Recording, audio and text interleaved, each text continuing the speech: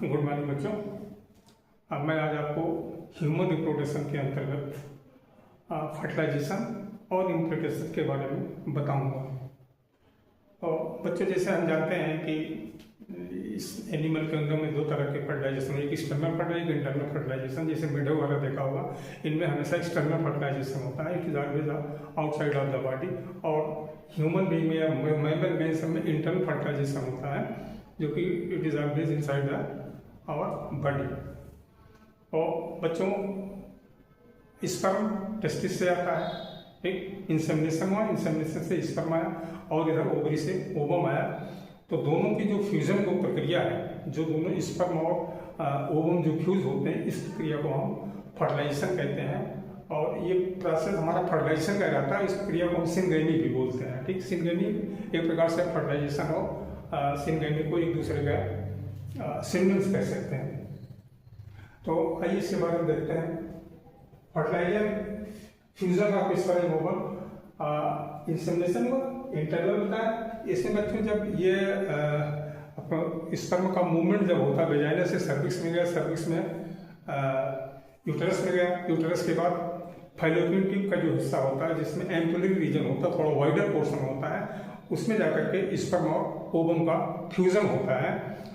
इसको एक समय at the same time and at the same place ये जब होगा, तभी जाकर के वो प्रेगनेंसी में फर्टिलाइजेशन तभी कहलाएगा। अदरवाइज एवरी कोइटस और every intercourse doesn't result in formation of zygote. Okay, ये कहता है कि इंटरनल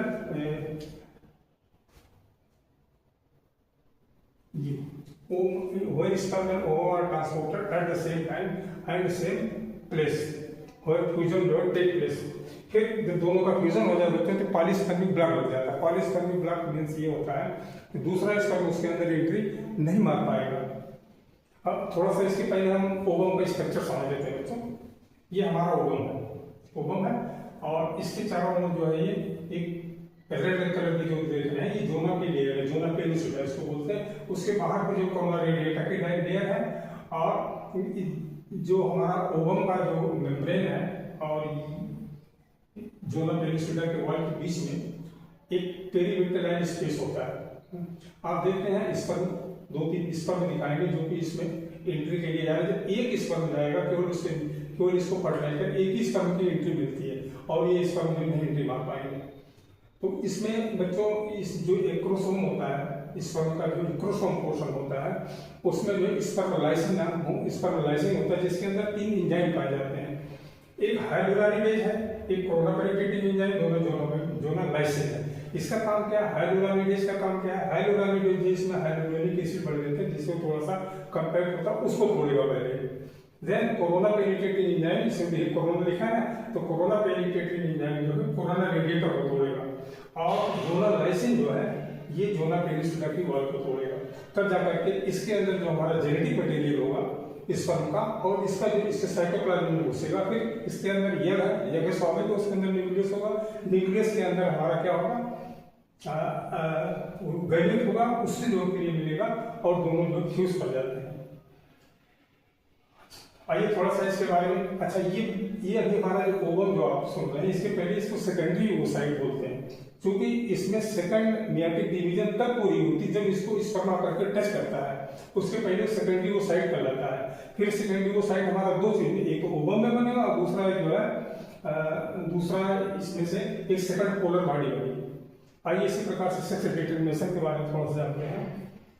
सेक्स डिटरमिनेशन जानते हैं, अगर मैन है, मैन के अंदर XY होता है, फीमेल के अंदर XX क्रोमोसोम होता है, ठीक। अब इसके गैमेट बने, इसका जब स्पर्म बना तो इसमें एक X होगा, दूसरा Y होगा, ये फीमेल, इसमें XX ही रहेगा, इसमें XY। अब इस X से जब ये X मिलेगा तो XX होगा, लड़की हो जाएगी स्वाभाविक। इससे जब ये X मिलेगा तो भी लड़की होगी। इस Y से जब जो ये X मिलेगा तो XY लड़का हो जाएगा, और इससे भी मिलेगा तो XY हो जाएगा, ये भी लड़का हो जाएगा। 50% लड़के होते हैं, 50% लड़की के चांस ही रहते हैं उसमें। और थोड़ा सा और डिटेल जानना चाहते हैं, जैसे ये मेल है क्या, इसके अंदर 46 क्रोमोसोम, 46 को समझ लीजिए 44 प्लस XY। 44 हमारे क्या है वो हमारे ऑटोसोम है। और XY क्या है, इस क्रोमोसोम है।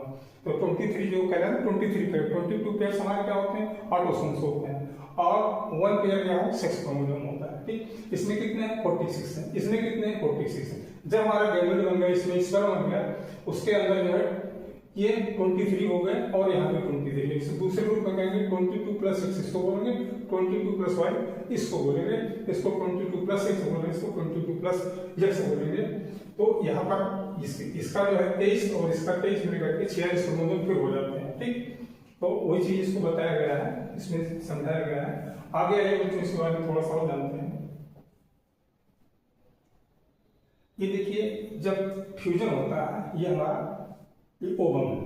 ओवम से ये आकर के मिला, ओवम स्पर्म की एंट्री हुई इसके अंदर, एक स्पर्म की एंट्री दूसरा स्पर्म एंट्री नहीं मार सकता, जो हम बता रहे हैं पॉलीस्पर्मिक ब्लड लग जाता है।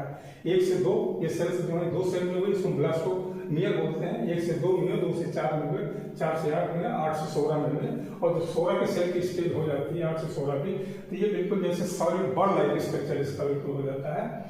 ये चीज हमने लिखा मारुला, इसको जो मारुला बोलते हैं, मारुला में 8 से 16 सेल्स क्या होती हैं, ये ब्लास्टोमियर होते हैं। 8 से 16 सेल के ब्लास्टोमियर होते हैं, ये ब्लास्टोमियर। ठीक, ये इसमें ब्लास्टोमियर 16 ब्लास्टोमियर होते हैं। 8 सेल में कहाँ रहेगा, 8 सेल तक जब तक है तब तक वो फेलिकल ट्यूब के अंतर्गत रहेगा।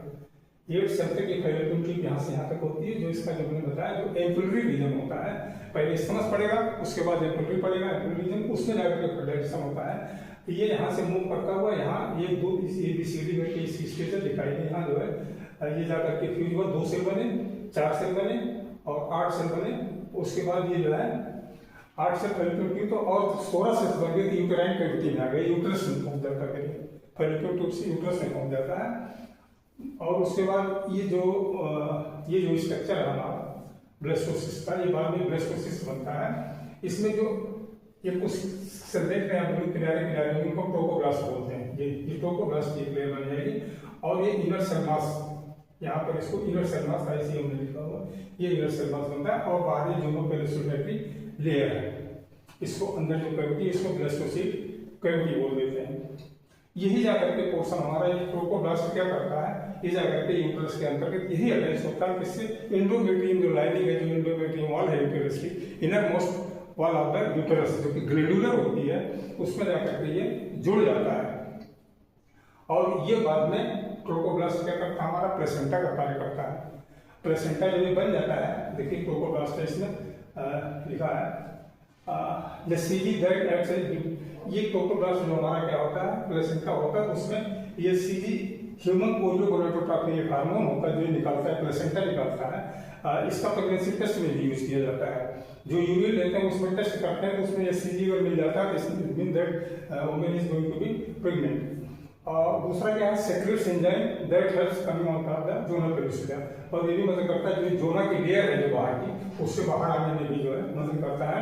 और form foetal part of the placenta, जो प्लेसेंटा का जो फीटल जो बनता है, जो फीटस पार्ट होता है, उसको भी ये निर्माण करता है। ठीक, अब बच्चों ये जो इनर सेल मास है, इसको प्रोटोपोटेंसी सेल भी बोलते हैं। ठीक है, एक प्रकार से यही सारी बहुत सारे एम्ब्रियोनिक जर्म लेयर बनाएंगे, स्टर्नर और जो भी जर्म लेयर बनती है, 3 जर्म लेयर बनती हैं, उस जर्म लेयर से फिर जो बात जा करके कौन सा पार्ट बनेगा, कौन सा हाथ बनाएगा, कौन सा पैर बनाएगा, कौन किडनी बनाएगा, कौन लिवर को बनाएगा, ये सब इनका थोड़ा बंटवारा होता है। ये पोर्शन जो स्टेम सेल टेक्नोलॉजी कही जाती है, इसका मेडिसिन में बहुत बड़ा यूज है, मेडिकल लाइन में इसका बहुत बड़ा इसके ऊपर बहुत अध्ययन चल रहा है। इससे बहुत सारे जो हमारे जेनेटिक डिसऑर्डर हैं या क्रोमोसोमल डिसऑर्डर हैं, उनको दूर करने का भी प्रयास किया जा रहा है इससे। अच्छा बच्चे, एक वर्ड है इसमें एक्टोपिक प्रेगनेंसी। अगर ये प्रेगनेंसी हमारी कहीं जो है यूट्रस के अलावा, ये यूट्रस के अलावा कहीं फेलोपियन ट्यूब नहीं होगी, कहीं दूसरी जगह होंगे अदर देन यूट्रस, उसको हम एक्टोपिक प्रेगनेंसी बोलते हैं, and it is very critical for the mother.